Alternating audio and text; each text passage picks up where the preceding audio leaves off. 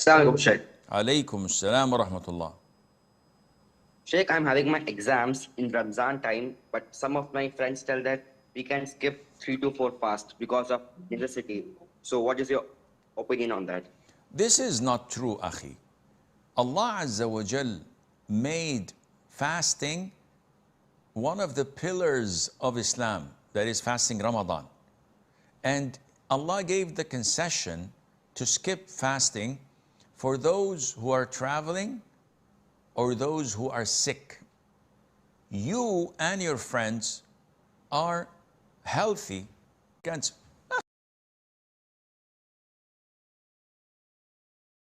studies and even working out at the gym, business as usual. Don't allow shaitan to mess up with your head.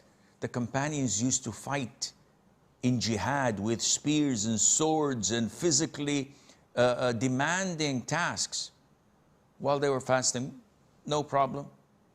So trust Allah and you'll find things being easy bi'idhnillah, and you will find barakah in the results of your test as well.